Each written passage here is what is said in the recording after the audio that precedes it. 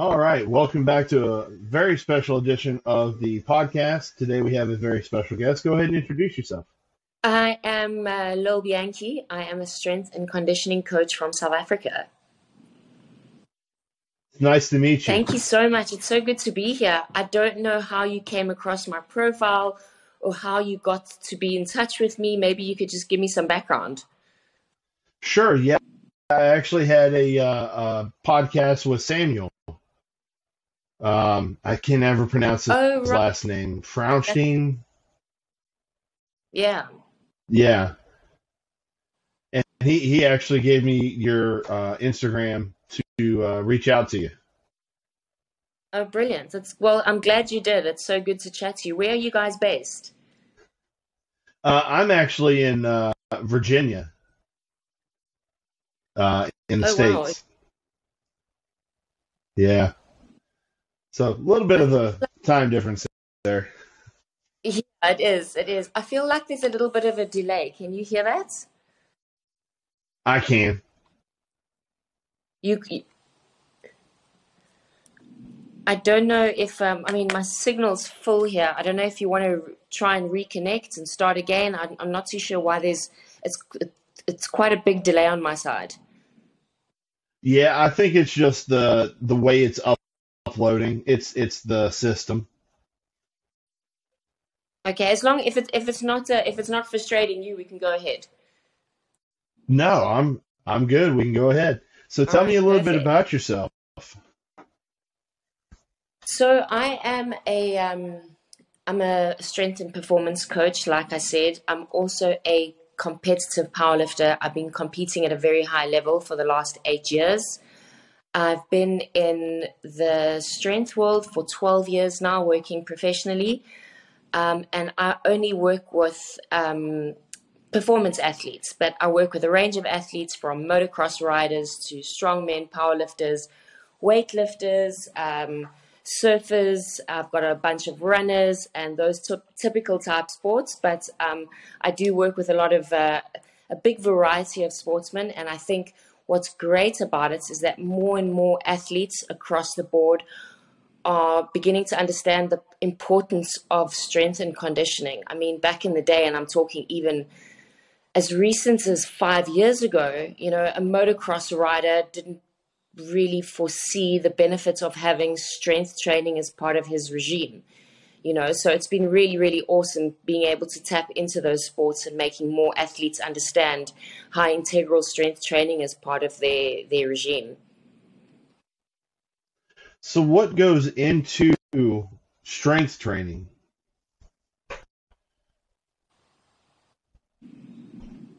Sorry, I lost you there. What goes into strength training? Well, Yes. the biggest thing for me is building a base and building a baseline of the fundamentals of movement. So if you look at, people talk about functional movements and functional movement patterns. The most functional movement pattern there is the gait cycle, and that's walking. And if you are able to build a solid foundation of, a solid base through your basic functional movements, everything is going to improve. So as an athlete whatever your sport is, if you are building a solid foundation and a solid base and you're looking at those functional movement patterns, like I said, you're going to improve your performance tenfold. And it's not so much just with regards to strength training, but a big part of my job is risk management and teaching athletes how to build mobility and stability in order to build a base of strength. And these are also things that a lot of athletes don't address, especially athletes that are in the strength world, which is something I specialize in. Strong men, powerlifters, weightlifters, they don't always see the benefits of something like building mobility or building stability. And this is all part of the strength training process. That's very cool. So when you are training somebody, do you have like a nutrition diet to go along with whatever training you're doing? Yeah, absolutely. So, nutrition forms such an important basis of an athlete's performance. I work closely with a nutritional coach who I have on my team. She also works obviously with all our high level athletes. And when athletes start dialing in on their nutrition, again, it's not just their performance that benefits, obviously, but they start to recover better. Their hormone profile improves. I don't think enough athletes take the importance of nutrition seriously enough. And again, when we look at strength athletes, I love to talk about strength athletes because they also just don't feel, or they've only recently come to learn the importance of nutrition when it comes to performance. A lot of strength athletes, and especially powerlifters and strongmen, building their physiques have never been a huge goal. It's never been a priority because they don't feel like they need to be in any sort of shape to perform in the sports that they've chosen, where that really is the wrong attitude. So a huge part of our jobs here in South Africa, especially because strength sports is in its infancy in this country, comes down to educating athletes on the importance of strength training and importance of nutrition for performance. So something that I'd ask Samuel too is it hard if you're traveling to stay on point with your training and your nutrition?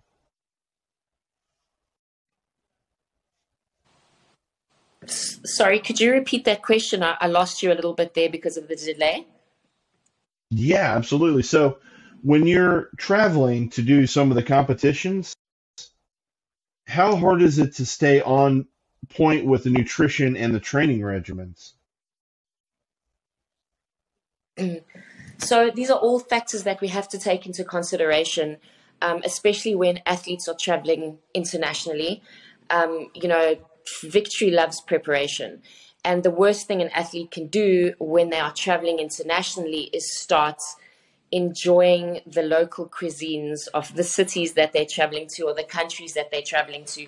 They've got to carry a lot of their fuel with them. So whatever they can take from home, we try and encourage them to take with them because we don't want them to have to go and look for the foods they need before competition. It can be something as simple as, let's just take a protein bar, for example. A strong man's got a very long weekend of competition. Protein bars isn't all they eating. I'm just saying, as an example, they'll have that to snack on. If you're now not used to a protein bar or a pre-workout or a whey powder that you're normally used to having at home and you don't have that with you and you suddenly start using some foreign substance that you haven't used before, you don't know how your body's going to respond. You don't know how your intestinal tract's going to respond. And all these little things can really interfere with an athlete's performance. So like I said, victory loves preparation. So when it comes to athletes traveling, we try and ensure that they are able to take with as much as possible. With regards to their training, before an athlete arrives in a country or in a city, we try pre-arrange facilities that they are able to train at, so that we can ensure that that facility obviously offers the kind of equipment that the athlete needs to prepare, and just that they don't have that stress. I feel like it's my job as a coach to ensure that I've thought of everything for that athlete. I need their competitions to go as smoothly as possible. I don't need any of that additional stress that a lot of athletes can have when traveling if they don't have these things thought out for them. So I really try and ensure that I do all of that for them before they even arrive somewhere. Yeah, that's what Samuel was saying too about the cuisine, that you got to kind of be careful. Yeah, absolutely. So in regards to some of the competitions, what competitions have you done? So I've personally competed, like I said, I've been competing at a very high level in powerlifting. I've done 5 world championships, which I've won all of. And I've been invited to a couple of prestigious comps around the world, which I've been very fortunate enough to attend. So I compete, at the moment, I only compete internationally. I no longer compete on the local circuits. I spent many years competing locally. I've got a lot of experience. And for me now at the moment, especially as athletes who compete in strength sports, I only encourage my athletes who compete at a high level to only compete in one event a year. because of our off-season cycles and in-season cycles being so long and strength development being such a process, more than once a year is more than enough. So for me personally, that one annual event is going to be a big international competition. Definitely, definitely. Do you have a favorite competition that you've done or event during a competition? So a couple of years ago, I was invited to compete it was a deadlift only meet. And it was held so there's a massive tattoo convention that happens in Europe every year. It happens in Manchester. It's called the Tattoo Tea Party. So it's the biggest international tattoo event. What do you call it? It was an event. And in the middle of the event, they set up a deadlift platform, and they invited some of the top deadlifters from around the world to compete. And it was just such an incredible environment, being in this convention surrounded by all these artists and all these people who are obviously very passionate about tattooing, a very grungy sort of environment. And they had about 30 of us just deadlifting in the middle of this convention. And because, it wasn't one of the more prestigious events, but deadlifting is my event. It's my strongest lift. I hold multiple world records in the deadlift. And it was just something I'll never forget. And I was also very fortunate to compete alongside Andy Bolton. Now, if you know powerlifting and you know strongman and you know deadlifting, Andy Bolton was the first man to deadlift over 1,000 pounds. So Wow. As a strength athlete, that was just, to share the platform with someone like that, it was just such an incredible experience. And I was just so fortunate to be there. I was invited back to the event a year later, but COVID hit.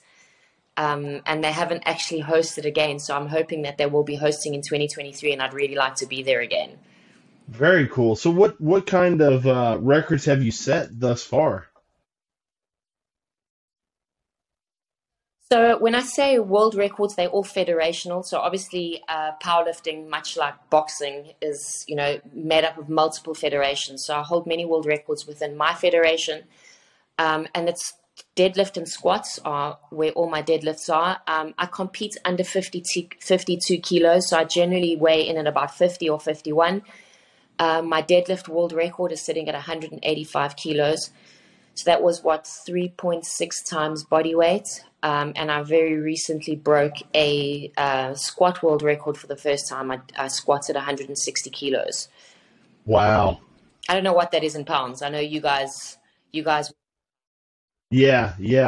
I'm sure it's quite a bit. I'll have to look it up and post it on the video. Yeah, it's 400. It's 400 pounds plus, like 400 something at. Wow. So my body weight's at 114 pounds, 113 pounds. That's a lot.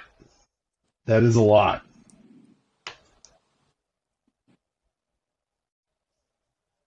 And definitely. Sorry, I keep losing you. It's okay. Congratulations on that for sure. I mean, that's definitely a feat in itself, lifting Thank you. that much.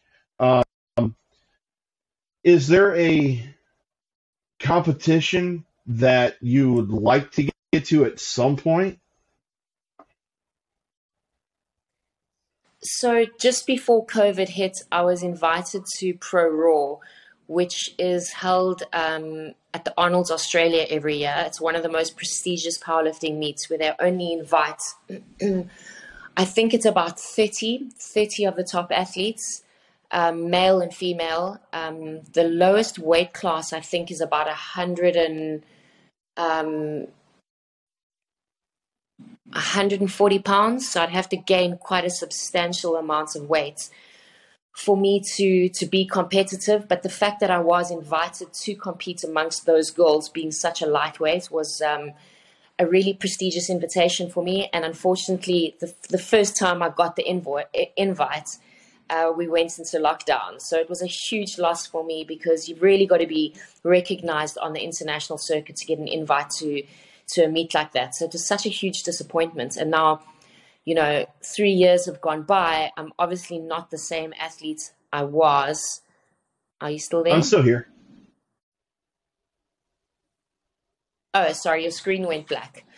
Um, yeah, so at the moment I'm working at just getting myself back up there so that I can receive an invite and I can eventually go over and compete on that platform. So I'd really like to do Pro Raw Australia, and then there's the Kern that's held in the US every year, which is also one of the big prestigious powerlifting meets. Also, I think the lowest weight class is 140 pounds, so it means me having to gain quite a bit of weight. But even if I don't and I land up competing at a lower body weight, it's just, again, just being able to compete on a platform like that alongside, the top athletes in the world. I think for any athlete, it's just, it's such an honor.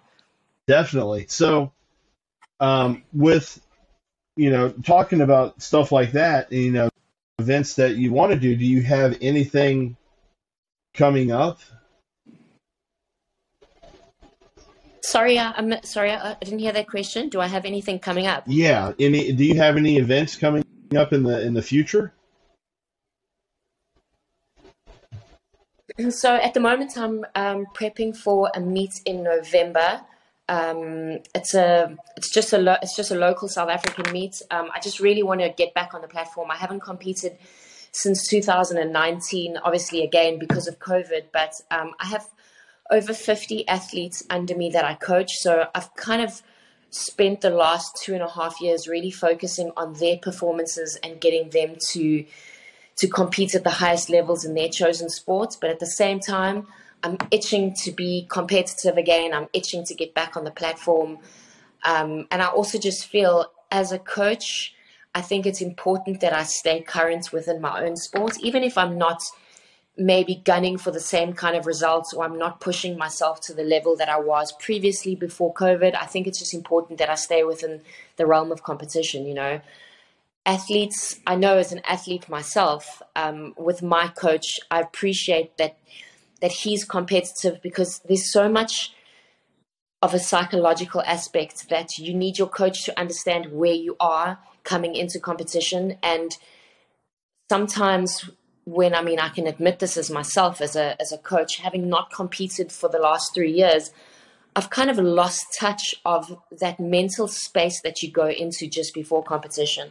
I've lost touch of what that experience is like, what that feels like, where you go to, that dark place that you go to in your mind when you're preparing.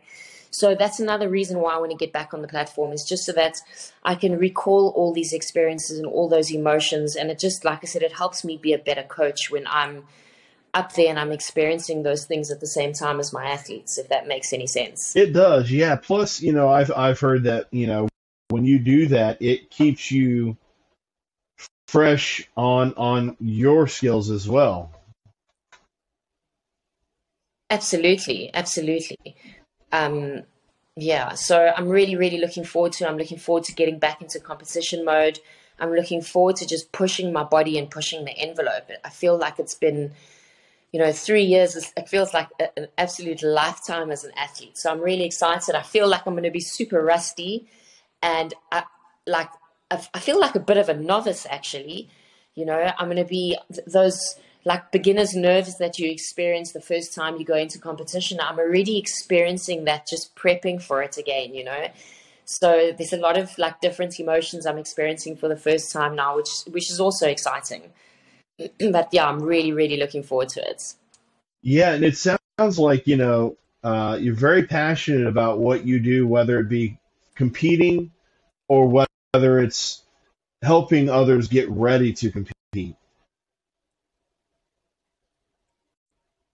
Yeah, I feel so blessed that, I'm able to make a living out of something that's really just a hobby.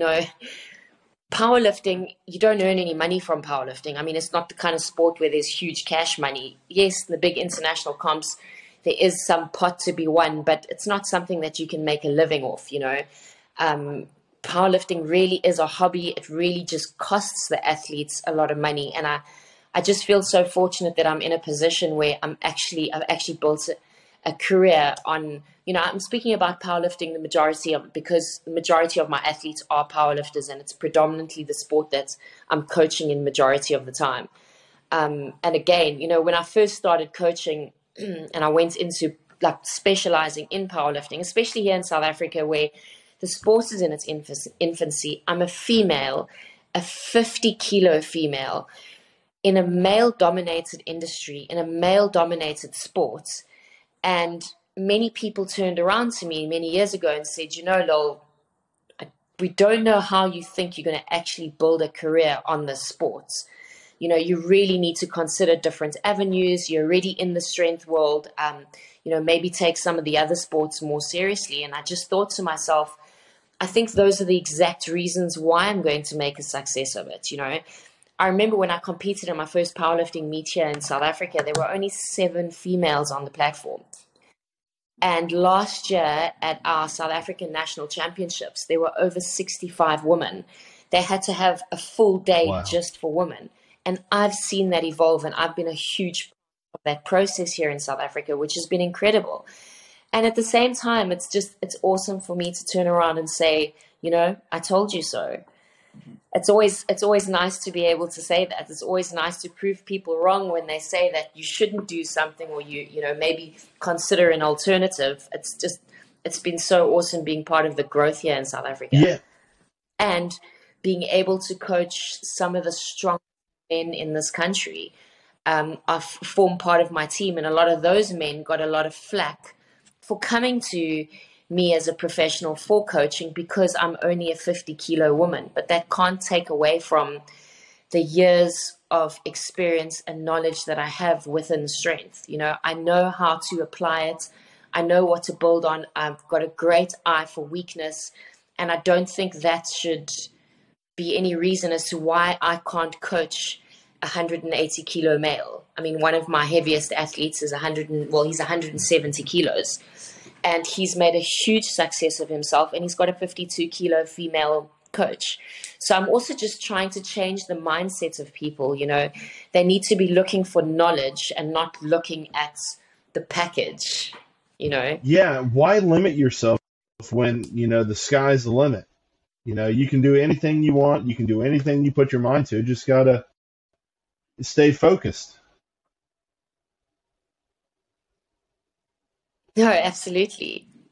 And I think it's amazing what you're doing. I mean, and I don't know a whole lot about the strongman community and powerlifting community. I'm still learning about that, but it seems like you're breaking the glass ceiling, so to speak, which is great.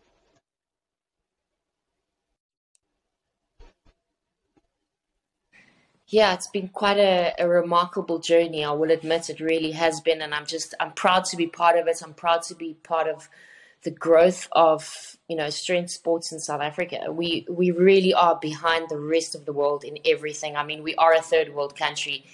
And when it comes to education within the sport, when it comes to, what our South African athletes are doing on international platforms, we're very much behind. But it's just been incredible seeing us move forward quickly over the years. Yeah, and in talking with other athletes, I find there's a few things that it seems like in the strongman community, in the powerlifting community, everybody has in common is that they think, they treat it as it's a huge family, which is it's something you don't find in other sports.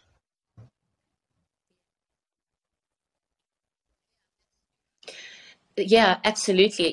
One of my favorite things about powerlifting is, I mean, some people may disagree with me here, but this is just what I've personally witnessed. You'll go into a competition and your competition will be up on the platform and you'll be watching them perform, but you don't want them to fail. Yes, you don't want them to outlift you, but you don't want them to fail. And it's very rare where competitors are actually supporting each other in that way, because at the end of the day, it is really just you against you up there, and everyone's trying to beat their previous best. As much as they competing against each other, you never want to see an athlete fail. And that's something that I've experienced in powerlifting. And I think that's a huge part of the community, how each person is for themselves, but everyone is very much together. And I like that aspect of it so much, just because if somebody needs something or if somebody needs, help or advice or whatever, other people are there. And it's not the way of the world, so to speak, anymore, really. I mean, I like that a lot. Yeah, yeah, yeah, it is. It is wonderful. It's a really great community to be a part of, and it's just such a natural thing. Like, you know, CrossFit has this community about it that a lot of people join CrossFit because of the community. Yet, a lot of CrossFitters have actually told me that they feel that that community is almost forced because it's what's being sold as part of the sport when it's not really just a natural, like with powerlifting, where the community sort of stemmed from the sport, where CrossFit kind of, if the other way around, if that makes any sense at all. Powerlifting is just, even strongman, it's just such a huge, like, family vibe about it. And I think that's what I love about it Yeah, so and much. and I couldn't agree more. I enjoy talking to people in the strongman community just because you're not afraid to reach out and give somebody a hand, or to discuss achievements and talk about your peers. And it's where Yeah. can you find that, honestly?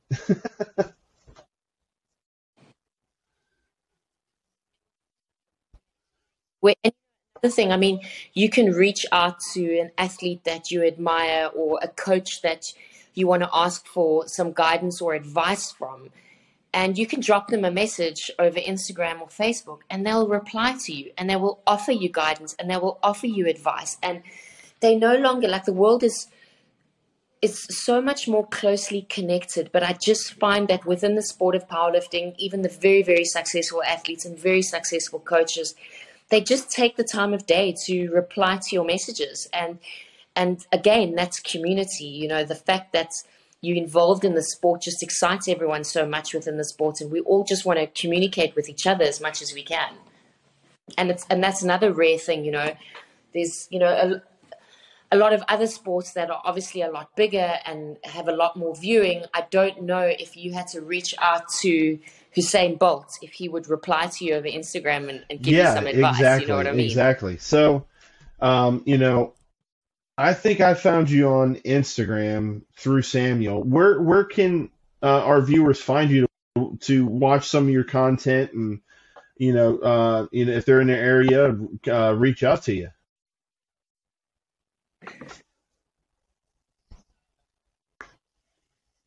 Yeah, so I'm completely remote. I had a strength and performance facility for 7 years, which I closed down and went completely online, which is what has allowed me to really help athletes all over the world. So if anybody is looking for me, my Instagram handle is Lil underscore Bianchi. That's BIANCHI underscore. And then I have a website. And that website's www.otgmethod.com, which is my business. Very Those are the cool. Well, I best two appreciate places you to find me. taking time out of your busy schedule, and I know the huge time difference between us. So I don't want to keep you too long, just because I know it's late there. I think I'm crazy, it's just on my mind. Wonder what I think about you.